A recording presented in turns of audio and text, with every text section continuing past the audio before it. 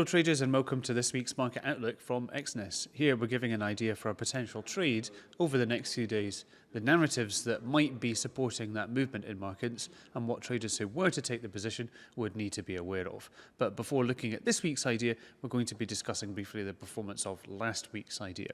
Last week the potential trade was a buy for euro dollar after a bounce from support around 109 with a potential target around 110.5 or 111. The idea definitely still seems to be active, although it still hasn't fully reached the target yet. So depending on the results from American inflation on Thursday, it might be possible to see further continuation upward for euro dollar. Now for this week's idea, I'm Michael Stark, Financial Content Manager at Exness, and joining me to give the idea is Andreas Themistocleus. Thank you, Andreas, for being here.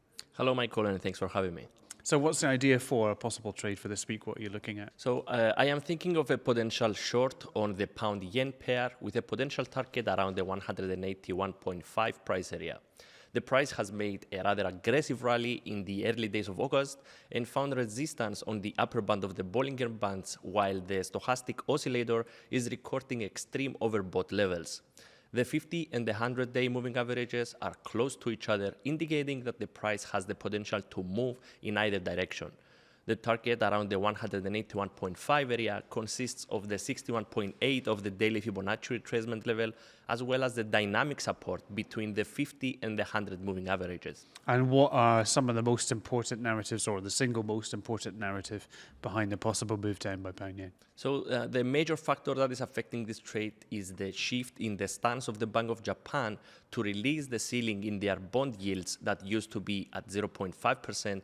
And if we take a look at the chart of the Japanese 10-year bond yields, we will see exactly that. The rate has reached above 0.6%, which is the highest figure since 2014. This means that money is flowing quite aggressively towards the Japanese yen, making it extremely difficult to take a trade against it in the short term.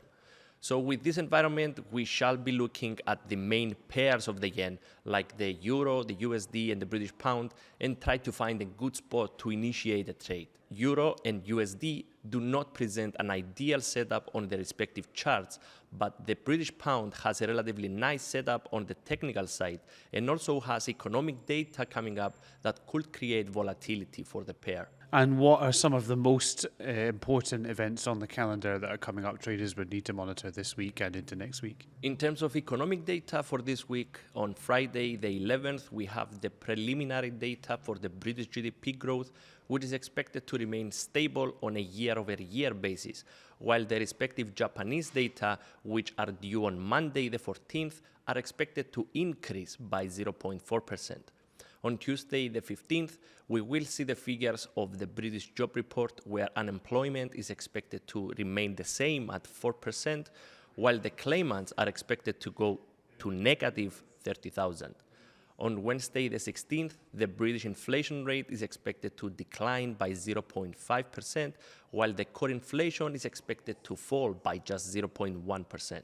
Okay, thank you very much, Andreas, for the idea and for some of the rationale behind it. So in summary, the possible idea for a trade this week is a sell for pound yen with a possible target around 181.50. The primary narrative that might drive pound yen downward is the Bank of Japan's abandonment of its ceiling of yields of benchmark decade bonds at 0.5%. The most important release coming up this week that might affect the position where traders to take it is British preliminary GDP. But traders are also looking ahead closely next week to Japanese GDP, the British job report, and British inflation. Remember that this is not a guarantee of success, it's not a guarantee of profit or a signal, it's just an idea for a trade. Remember that you should always do your own research and manage risk.